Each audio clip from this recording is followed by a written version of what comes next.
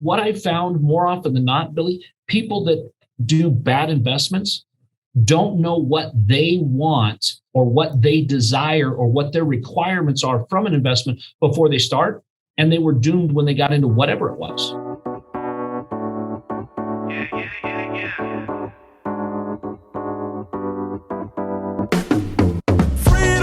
Welcome to the Going Long Podcast. We're back once again to continue to help to educate you so that you feel much more comfortable as well as confident investing beyond your backyard. And yes, once again, I am your host, Billy Keels, and I am super excited for you to listen and learn from today's conversation because it's one that you're definitely going to get a lot out of, especially if you're one of those high-paid professionals or you're somebody who's just looking to gain more control over your life. You're going to love it. But just a couple things I want to say just here in the very beginning, because once again, you continue to make this podcast a top-rated podcast. You continue to come back to learn, to interact, and that's thanks to a lot of the honest reviews that you're continuing to leave as well as the ratings. So if you haven't done that already and you've received at least one little bit of ounce of value from any of the conversations, just take a second. We've even made it really simple. We put a link here in the show notes and you can find that, and just take a second to leave your honest review. Let us know what you like, the things that you'd like for us to change or do more of, and it would be awesome. Once again, just leave your honest written review as well as rating.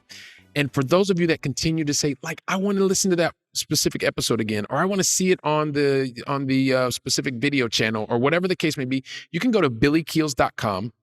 And once you're there, just go to the podcast tab and you can find every single podcast that we've ever done. You have the video version, you have the audio version. All you need to do, like I said, go to billykeels.com and look under the podcast tab and you can find exactly what you need. And so also for those of you that are interested in understanding more about the different types of learning opportunities that we have, I would love to be in contact with you. We're building our accredited investor club. So all you need to do is send an email to aiclub@billykeels.com. Once again, that's aiclub@billykeels.com. We can get in touch with one another and learn more about the different things that we're doing, and also how we are creating our club. So with that stuff behind us, you're really going to love today's conversation. I mean, I had a ball having today's conversation. I mean, if you are someone who really wants to learn from Poor Dad and you want to figure out how you can actually take those learnings and have more control over your life, like, this is the conversation that you're going to want to listen to. Also, too, he talks about some cool strategies, also how he's living a long distance lifestyle and being able to legally mitigate taxes. So if you like paying taxes, you probably won't like listening to this conversation. But if you want to legally have some ideas that you can talk to your tax professionals about, you're definitely going to want to check out today's conversation because it's really, really awesome. I'm looking forward to you hearing the conversation. And most importantly, it's going to help you get more control over your life and the outcomes of your life. So just a couple minutes, we're going to get to the conversation with Shannon Robnett. Whether you're an active investor or a passive investor, you really like your day job and you want to continue to go into your day job every single day feeling better, knowing that you've created the right options for yourself.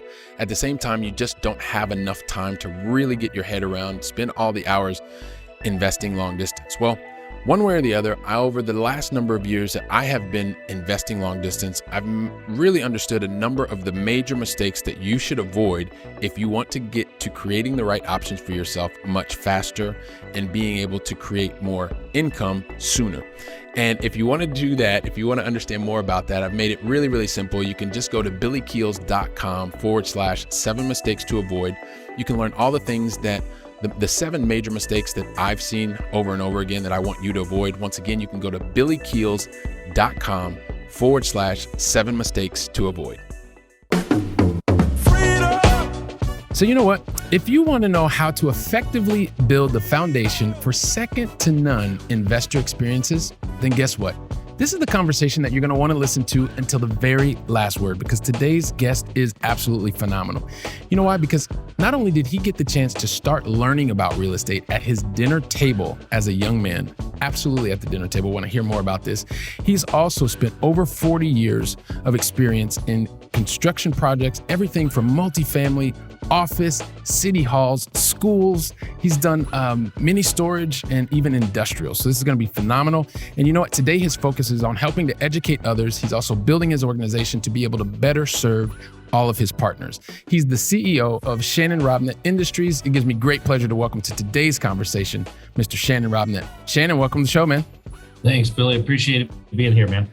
Hey, this is going to be a lot of fun. Love your experience. Love the pre-chat. And I'm sure that the entire Going Long family is going to get a lot out of this conversation. So get ready to get your pens and pencils out because it's going to be awesome.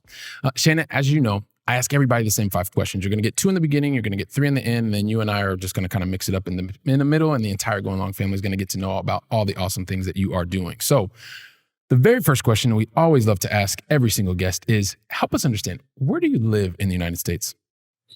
Well, I'm not quite as complicated as you, but I do live in Puerto Rico for tax purposes, and my businesses reside in Idaho. Most of our development is in Idaho. So I kind of have a split personality. I spend 183 days in paradise, and then I spend most of the rest of my time either traveling for business or doing business here in Idaho. Fantastic. So I appreciate you helping us to understand more about you. And I can't believe we haven't crossed paths in an airport somewhere around the world, but or maybe we haven't. You know, well, it's been COVID, Billy. Come on. I mean, okay, that's what it is. You didn't recognize me behind the mask. That's what it was. That's exactly what it was. Love it, love it, love it. Hey, listen, Shannon. So the other thing is, we also love to start out things here with some positivity. So help us understand, what's the most positive thing that's happened to you in the last 24 hours? Well, it's 9 o'clock in the morning here in Idaho. And I got to say, the most positive thing that's happened to me today, and it happens to me every single day, is I get to wake up, right? Yeah, I mean, I learned at an early age that I get to create my life. You know, I've never had a job, right? I mean, I had a job at Dairy Queen when I was a kid, right? I had a little 2-month stint at the movie theater, right? But I've never had a real job. I've never worked for someone else. And I've always known that when I wake up every single day, the choices that are made that day are 100% mine. I can be effective in my work. I can be ineffective in my work. I can be happy about my work. I can be grumpy about my work. I can be excited. So today, like every day, I hit the floor going, man, I got to get a lot of stuff done because I've got big goals. I've got big dreams. And I've only got so many revolutions around this fiery ball called the sun. Absolutely. So, and I think that is absolutely fantastic. I think it was Les Brown that said every morning that you wake up and there's not a white line around your body. That is a positive day. So love that you have that perspective on things and also getting us starting out with that positivity and that ability to also have control over the outcomes in your life. So fantastic. So listen, also to Shannon, and the entire Going Long family knows this, like I give myself a really impossible task to try and tell your story in like 8 seconds in the beginning. It's impossible. So the entire Going Long family has already forgiven me for like over a year and a bit. So what I'd love for you to do is, in your own words, in your own time, help us understand more about your backstory. And if you can also do it in, your own words. And most importantly, if you can talk to us about some of the major decisions that you've made to get to this point in your journey, and then you and I will see where it goes from there. So, you know, I love the family that's forgiving like that, right? But, you know, my background, I grew up in a family where my mother was a 3rd-generation realtor. My father was a builder and developer. Son of a mechanic. He had no formal training whatsoever. And they just were naturally entrepreneurial. I've often asked the question, how did they get there? I don't know. But every day it was like, I'll give you a little insight. When I was 18 years old and I finally, this book came out that everybody was reading called Rich Dad, Poor Dad. And everybody was like, oh my gosh, you got to read this book. And I read this book. Billy, I've never been more disappointed with a book. And it had nothing to do with the book, but it was supposed to be this revolutionary thing. And it described my dinner table. Yeah. It described what happened at my house. My mom would come home and say, man, I met with the Johnsons today. They want to expand their warehouse. My dad would go, well, gosh, we got this property over here, or Mr. Smith's got this for sale. And I just watched that happen my whole life. So when I was 21 years old, I was on a job site and I was working there, and the lady next door was getting older. She wanted to sell her property. Short story, my crane operator wanted to buy a piece of property. I took my only $500, not my last $500, because I didn't have another $500 in front of this. And I put the earnest money down on it, and I closed that deal, and I did what we didn't know then. We called it simultaneously closing then, but it was a flip, right? And I closed that out and I made money. And I realized that my talent was not only in putting the building together, but putting the deal together. And at that point, I really kind of chased down this road of development and not only finding the ground, designing the sites, putting everything together, and then building out the projects. And from there, I do have my real estate license. My son is 5th generation. He's 24 years old. He's with me in the business. And so it's just been a family affair. But since then, we've built police stations, fire stations. We've done city halls, medical office. We've been partners with a lot of different people doing things. And it's just been a lot of excitement. And it's been a lot of fun because we're always creating something. Wow. And I love the fact that you leave it there, right? Is that you're always creating something. You've already talked about, you saw it at the dinner table. You learned, it became your life because Rich Dad, Poor Dad was nothing new to you. It was just like you were sitting at the table with the poor dad, right? Who was the one who was teaching you how to continue to have more control over your life. 5th generation, man. That's absolutely phenomenal. Go ahead. I grew up thinking my parents were broke. I literally grew up, I didn't know my parents had any money until I was, 20. And I often tease them about hiding the money until after I was out of the house, right? But I mean, I remember asking my mom for a pair of Nike shoes and being told, no, I'm not spending that kind of money on shoes, and to find out later that they really just didn't like me enough to buy me the shoes. Just not those shoes. I'm sure you got other shoes, just not those shoes. I did have shoes. My brother and I didn't have to share a pair, but that was nice of them. Yeah. No, listen, and so one of the things that you said in the very beginning, I think this is phenomenal because one of the things that I typically like to ask people is, why you started learning at the dinner table, and people decide to eventually get into real estate. You kind of were born into real estate. You've now taken it to the next level. And then I asked the question of, because most people know I live in Barcelona, Spain, and I invest, at least as of today, exclusively back in the United States. But you've actually made a life choice to be what I would call a long distance investor, building your business in one place and also residing somewhere else. So maybe, because a lot of times it's the mindset that keeps us back from really having control over our life. 100%. So maybe you can talk to us a little bit about that decision to have a long distance life, because you're residing in one place and building a business and helping other people in other places. And I don't know if it would have been possible to do it the way that you've done it over the last 20 years, because my decision came about 4 years ago. I was on a perfectly good vacation. I was minding my own business, Billy. My wife and I were enjoying Puerto Rico. I wasn't picking up any of those dirty real estate magazines. I wasn't calling realtors. I wasn't looking at property where she could see it. But I was sitting there, and a gentleman at one of the world-renowned barbecue places on Puerto Rico asked me, "Well, you must be here for Act 2022." And I said, "No, what is this?" And basically, because Puerto Rico is a commonwealth, there's no federal income tax. And so at that point, I began that exploration of that. And I was able to look at Zoom, and I was able to do the things and go back and forth. And, commercial air travel is pretty quick, 9 hours, and I'm there. And so I began to build this life where I could exit earlier because, look, Billy, we all have a partner we don't want. And if you can cut out Uncle Sam, or I don't know what he's called in Barcelona, but he's still the same guy, right? His name is Theo Sam.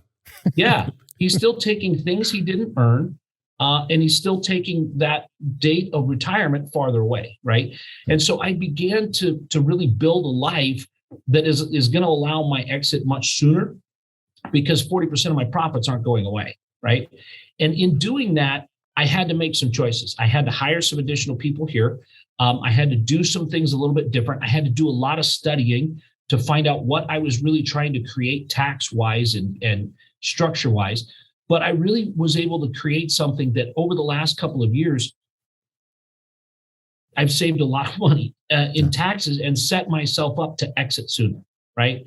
And that's the goal, is to be able to look at any situation, in my opinion, and find the most efficient way to do it. Whether that's, we need to go from point A to point B in life, in distance, in, structure, whatever it is, and cutting out 37% of your income that's got to go to somebody else every time you buy and sell something, it really gets you there a lot faster. Yeah. And I love the fact that you just said every time you buy or sell something, because this is not just each transaction. It's over numbers of years, not weeks, not months, but years at whatever the percentages is too much. Well, and I love the fact. Go ahead. Yeah, and then you talk about the power of compounding, right? So if you have to write a check last year for $100,000, but you got to invest that this year, that $100,000 made you another $250 over the next couple of years, and you're able to. I mean, it explodes. It's exponential what's happening. Yeah, I love that. And so the whole putting things exponentially or being able to get there sooner. And so this is a mind shift, right? Because a lot of people, you mentioned that you had to make choices. You decided to leverage the efforts of others. And I'm just curious, and I don't know if your parents are still here or not, but this is doing something in a different way because you were not physically there. Like, what was the reaction from your family when or your parents when you said, hey, listen, this is a new strategy that we're going to put in place, which requires me, the family, to do X, Y, Z? Well, because my family knows me, they weren't surprised. So to give credit where credit is due, my father is a craftsman. My brother is an extraordinary craftsman. He builds some of the finest custom homes you'll ever find. And I'm not. I'm not that level of craftsman. I've always been more about the numbers, about the deal, about the structure. And so I've done things like this in the past. I've done things that are efficient tax-wise that don't make sense to them. But this was just one more thing. And they did know that I would be successful at it because that is what I do. I mean, I pound on the wall until it comes down or I die. There's two choices. I'm not giving up first. So when I said I'm moving to Puerto Rico, they go, well, how are you going to do that? It wasn't really. It was more like, how are you going to do that? I said, well, I'm going to be gone for 10 days. I'm going to leave on a Friday. I'm going to come back on a Monday, a week, 10 days later. I'm going to have 2 weekends down there. I'm going to come back here for this time. And they saw it unravel. And then they began to join me. And then they began to look into it. And then they began to do the things that people do once they realize that it really works for you. 3 tax returns later, they figured out that it works really well, right? But you have to be mobile. You have to have the ability that the technology has given us. I mean, I was doing Zoom meetings before COVID hit, and then all of a sudden everybody was like, oh, you're not so cool anymore, right? You remember that, Billy, when everybody realized, when they realized, wait a minute, this Zoom thing isn't hard. Billy, you've been making it look like you're the coolest dude in town because you've been doing this Zoom, and you're like, oh yeah, we're going to do this. We're going to do this Zoom thing. And they're like, what is Zoom? What is that? Yeah. And then all of a sudden they realize it's just clicking a button on a computer, right? Yeah. And so we set up a few things like that. We've been rocking and rolling with it, and it's been great. So, and I love that. And so let's, because I do want us to get to kind of what you're actually doing, the real estate stuff. But there's a couple of things that I know because we're surrounded here by many of the people in the Going Long family are working high paid corporate jobs. They're a lot of accredited investors and know more about typically what's going on their KPIs at the job than they do what's going on in their own finances, which is why they're here, because they're learning every single week about the way that they can get more and more control. But how would you classify, or how do you measure risk? Well, that's an interesting question. The measure of risk, in my opinion, I don't do anything risky. Okay. Yep. Because risk is, to me, risk is the lottery, right? Risk is something that there's no control over the variables. So you're throwing, you're hoping that your numbers come up, or in the case of waking up in the morning, your number doesn't come up, right? Yep. But the reality is, when I look at a project, I mean, I'm underwriting it. I know the area. I know what my costs are. I've gone through it. I look at it and I can tell that this is going to work, right? We're underwriting, or we're getting ready to close on a project that we've been working on since March, and we are seeing about 12% rent appreciation a year in the Idaho market right now. It's pretty crazy, and so I'm underwriting with last year's numbers, right? So I know that my document is out of date. My document is completely out of date when it comes to what the real rents are, and my numbers still work, right? Yep. So when you apply, I believe, not guesswork, but real due diligence, real concerted effort, real professional opinion and professional grade help to that situation, you de-risk the situation, right? And you're taking it down to a place where now maybe it's called a calculated risk, or maybe it's called, an investment, because there are ups and downs in investments. But the reality is, does it produce income? And if it's not producing enough income to cover the net that goes out, do you have the ability to cover that? So there you've taken the risk out of it. And what a lot of people associate with risk is the ability to lose, and not having a plan B or C or D or E or F. I think we standardly roll out through K. We've got enough things going on here that we don't have. We've got a lot of exits. Yeah. Love that. And just the fact of the matter is, when you talk about risk, it's where you have no control, where you have potentially no education, where you potentially have no team. And risk is, well, it kind of depends on what risk is. So I love the way that you broke that down. Right. And if we pivot and we do 180 degrees on the opposite, right? Because you've got risk on one side and you've got complete safety on the other side. How do you define safety? Well, I think it's more about level of reward. And I think that that's different for everybody. There's really, if you really break it down, Billy, there's two types of investors. There's my dad and I, right? And I hate to make it about my family all the time, but my dad has a pile of money that has to get him through life, right? He can choose to eat that pile of money every week, right? He can choose to invest that pile of money, or he can choose to risk that pile of money or wager that pile of money to make more. He is at the place in his life where he is eating it / investing it and getting enough that covers his bills, right? And so he's looking at simply cash flow. Simply cash flow. He is not interested in doing a development deal at all, none whatsoever, right? And then you've got the other guy that's sitting here going, man, I got $100,000 and I want to retire. I can't retire on a 7% return on $100,000, right? I mean, you can't pick maybe you can move to India and do that, but not many other places. And what I see is, when you put the guy that's looking for appreciation in a cash flow deal, he's not in safety, because he's not achieving his goals and he's headed in the wrong direction. When you put my dad in a development deal, he's not safe either, because it's not picking the right position for them to be in. And I think that's what a lot of people miss, is they miss and they go, well, it's one size fits all, and it's really not. It really needs to be with, what are you trying to define for your life? And once we know what that definition is, we can tell you what is a safe bet for you. But without that definition, we're throwing darts at a dartboard. And what I found more often than not, Billy, people that do bad investments don't know what they want or what they desire or what their requirements are from an investment before they start. And they were doomed when they got into whatever it was. Right, because they were just probably chasing the numbers, which is something that Maybe. I love. I love that you talk about that, because one of the things that we talk about here with the Go Along family is really, number one, you have to have your own personal clarity. What are you trying to achieve? Your example is perfect. Are you trying to accelerate your growth? Are you looking for growth? Are you looking for cash flow? Are you looking for tax benefits? All that stuff. Right. And then once you are clear on that, then you go to the location that's going to give you the best possible probability to get that. But then most importantly is you have to have a rock star team that is able to understand the location and deliver on your goal. And then afterwards, that you just talked about earlier, well, whether that's a development project for for City Hall, or it's a multifamily value add, or whatever the case may be, then it's all aligned. Or it's an airplane. Yeah, or an airplane. Yeah, whatever. Or energy equipment. I mean, all this kind of stuff could make sense.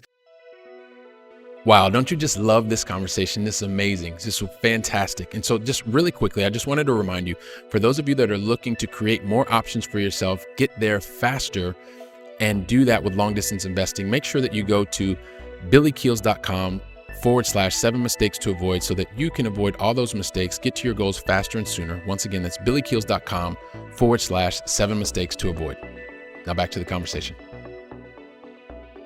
So speaking of that, and I love the way that you're unpacking this, but if we then start to bring it down, and I know you love the development space, and there are a lot of people that speak about also, multifamily or value add. And sometimes people are like, well, I don't know which one to do. Which one should I be doing? You've started to kind of take us down that path, but if you could help that person who's still listening to us and like, wow, okay, I know that he's done this development stuff, and I keep hearing more about value add, but maybe you can help them get clearer on what could be the right thing for them? You've started a little bit, but maybe if you could go a little bit deeper would be great. Well, and I think, if you start with who are you as an investor, right? So if you're looking for appreciation, you're looking for growth, one of the best ways to effectuate growth is to mitigate taxes, right? So nobody talks about taxes, okay? So this is where I love to throw out the airplane, right?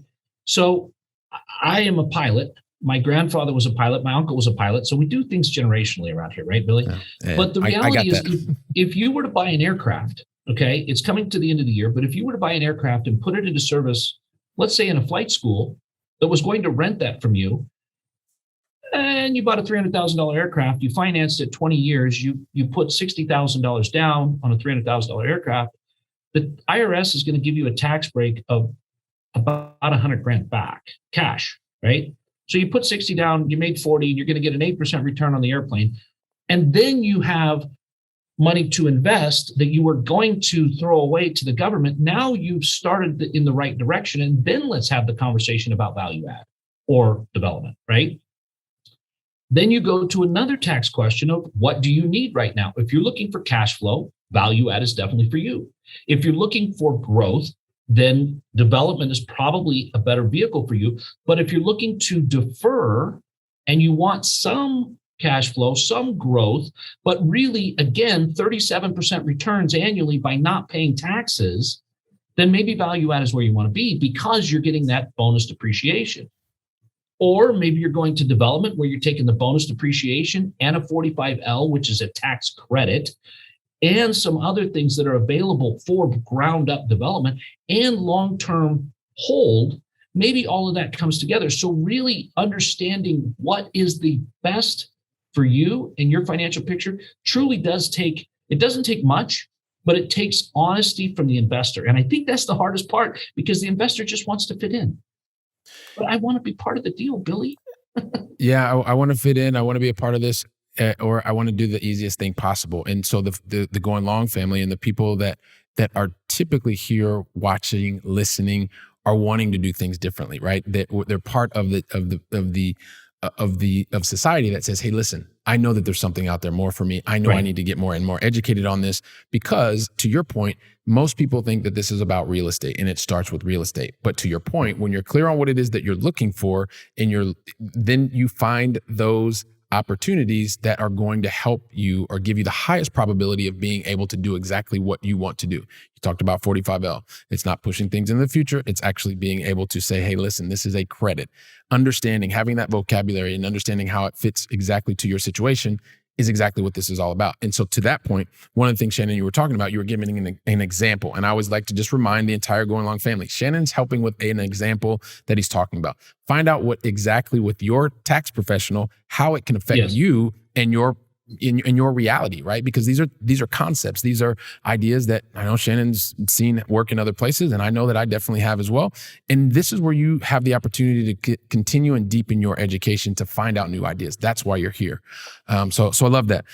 One of the things that I read this book called Slicing Pie, and at the very beginning of the book, I think he says it best. If this sounds like financial advice, it's not. And if this sounds like legal advice, it's not. And if this sounds like tax advice, it's not. You have professionals for those. I am just an author. So I agree with you. You've got to put that disclaimer out there. Yeah. And it is one of those things. And this is where you start to, it is about building, and we talked about it earlier. That third layer is building your team. Those different professionals that are going to help you get the best opportunity and solution for your specific situation.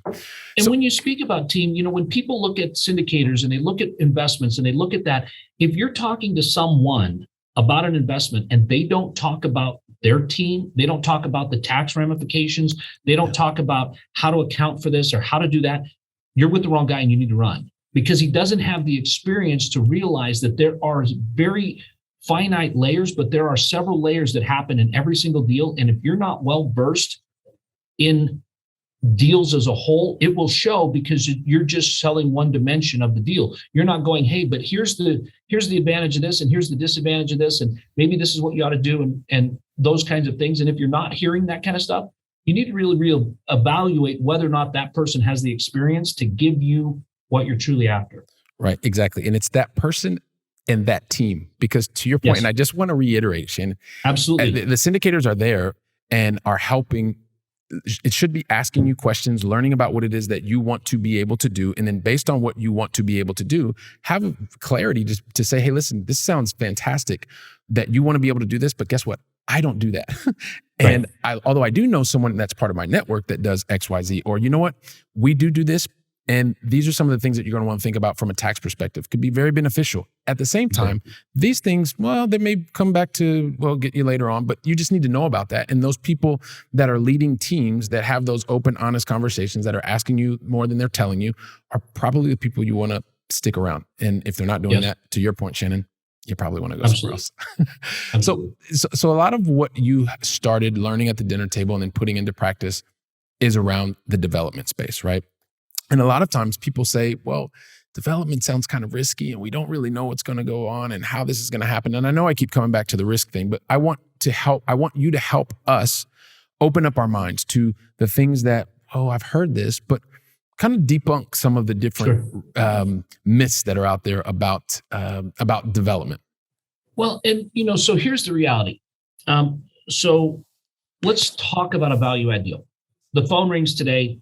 I got an email yesterday from somebody I know that says, hey, we've got this deal. We're underwriting it. We just found out about it. We've got 72 hours to get in our best offer. Okay.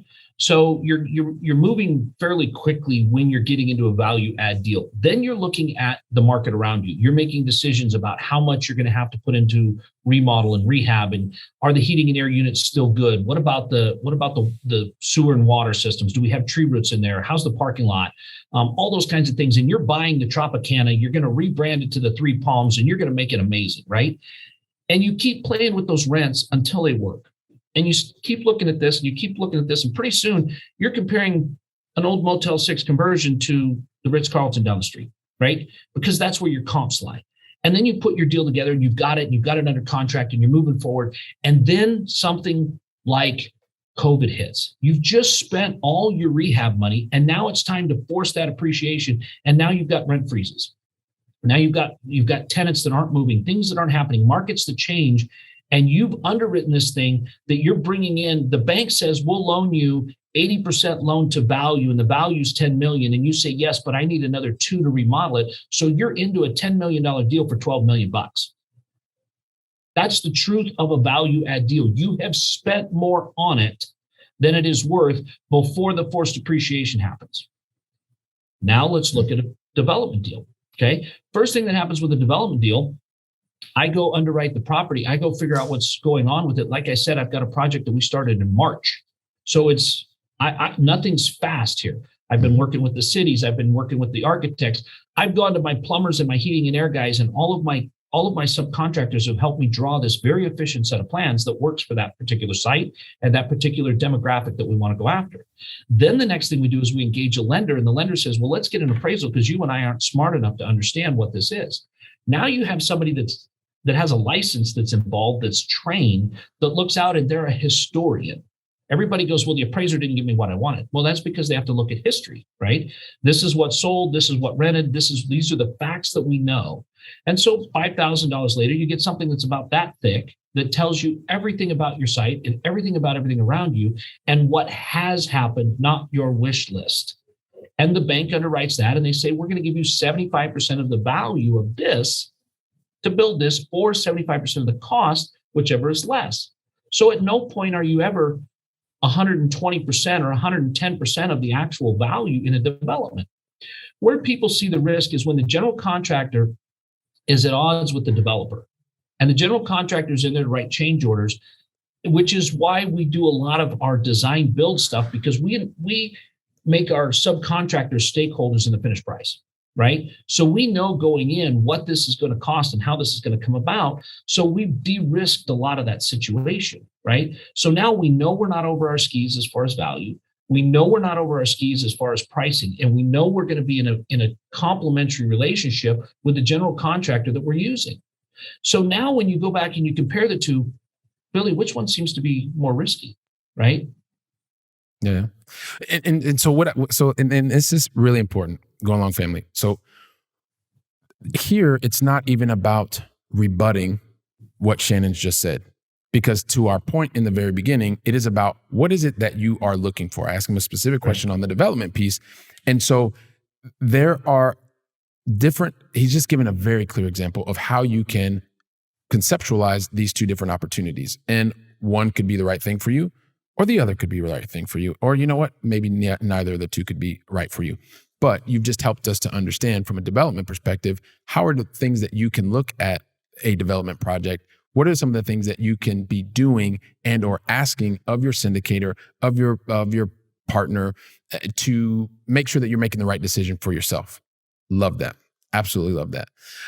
So listen, Shannon, like time flies here, which is amazing. It just goes by super, super fast. But I want you to maybe, if you could talk to us a couple of things before we go into the going long final three.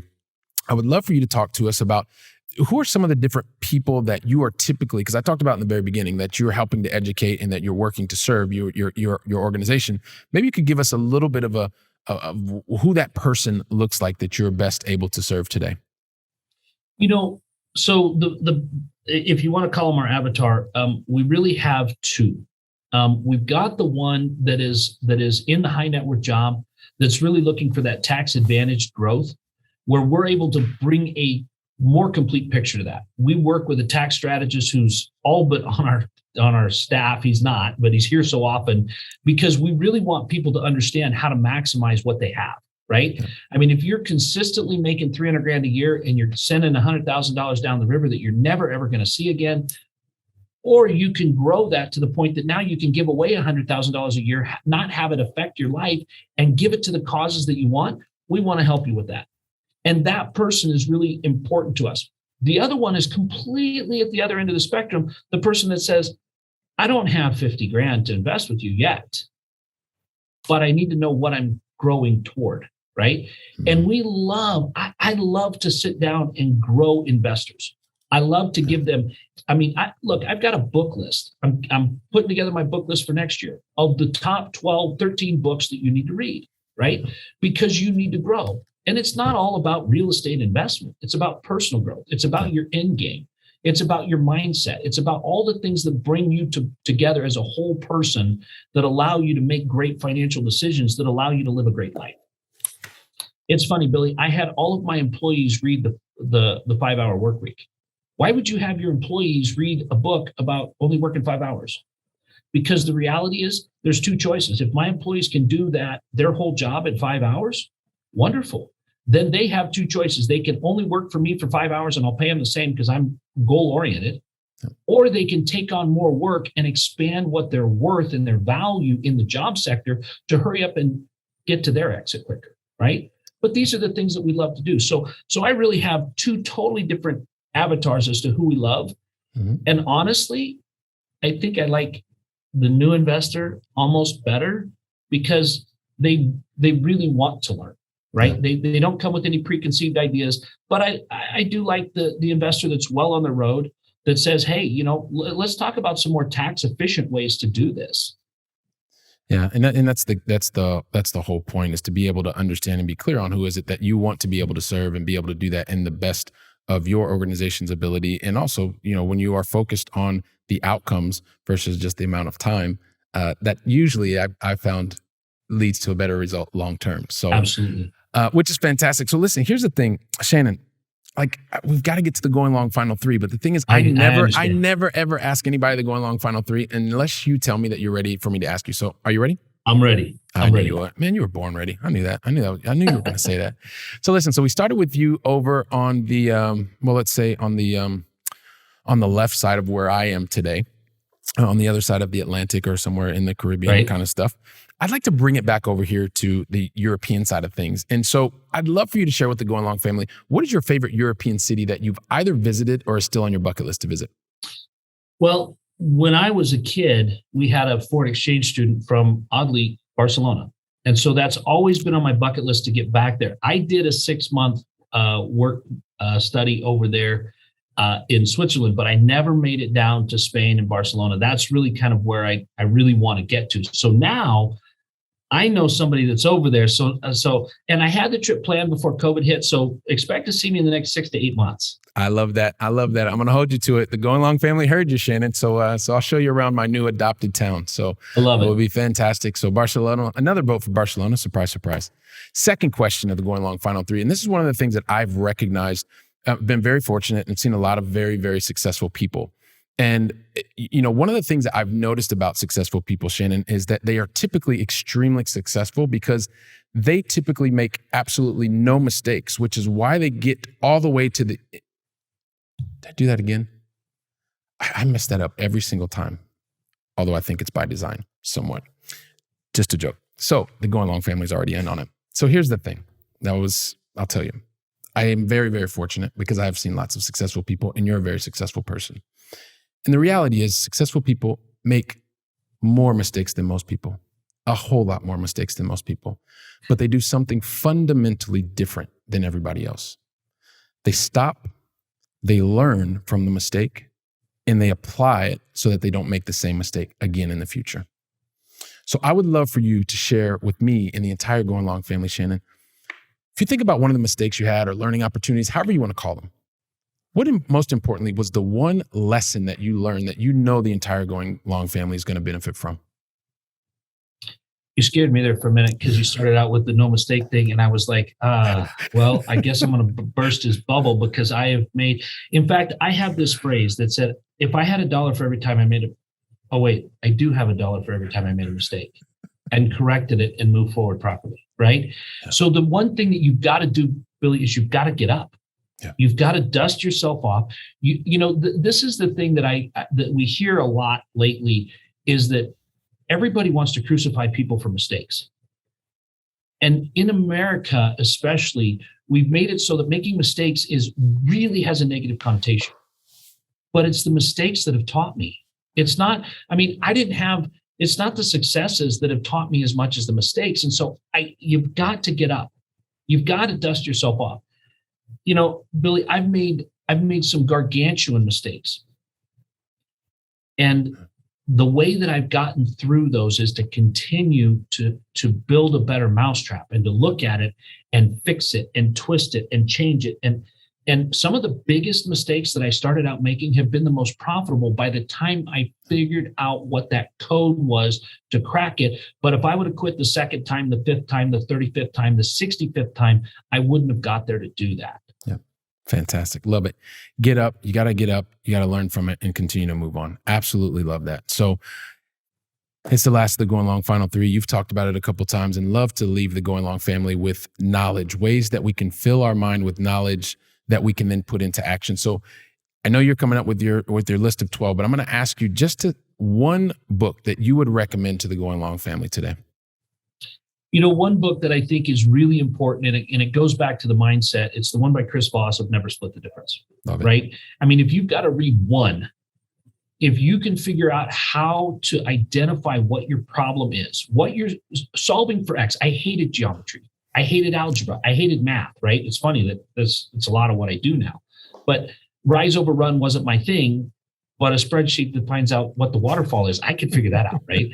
But when you really are negotiating for what you're wanting and you're focused on getting what you need out of the deal, then you're really understanding what you're doing, and you can apply that to real estate, you can apply that to your job, your business, your marriage, all those kinds of things. I would recommend in your marriage that you do split the difference. But that's the one book. If you've got one to read, that's mine right now.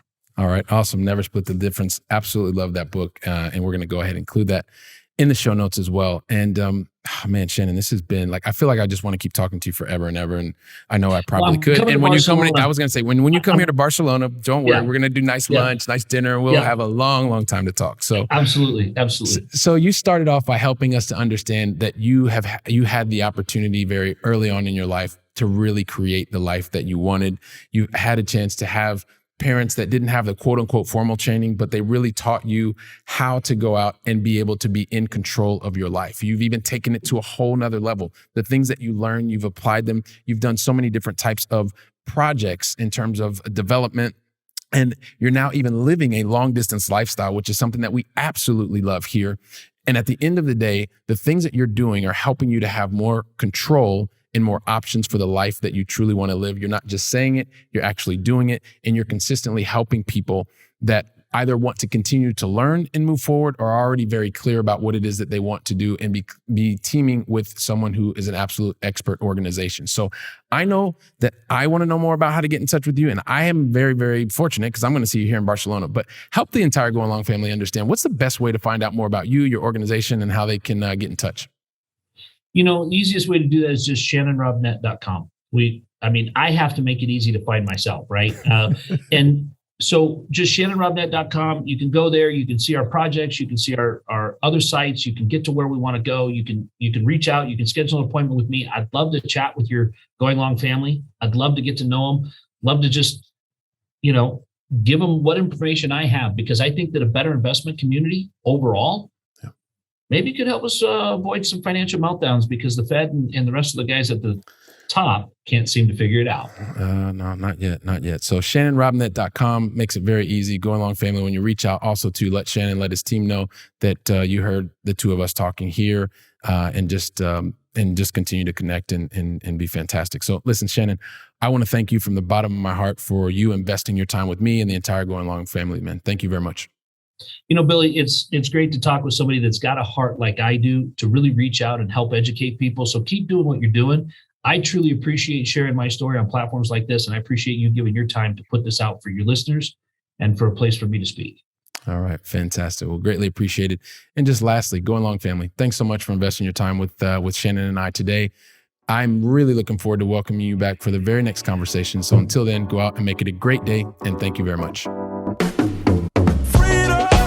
Wow, don't you love hearing from top-notch experts in the field?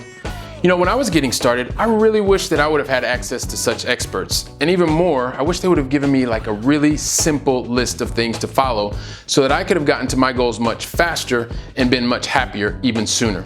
So that's why I've created for you the 7 things that you should avoid in order to be successful in long-distance investing. And you can pick that up really easily by going to billykeels.com/7 things to avoid. And also, if you liked today's episode, don't forget to leave a 5-star review. I'm looking forward to seeing you on our very next episode, so go out and make it a great day.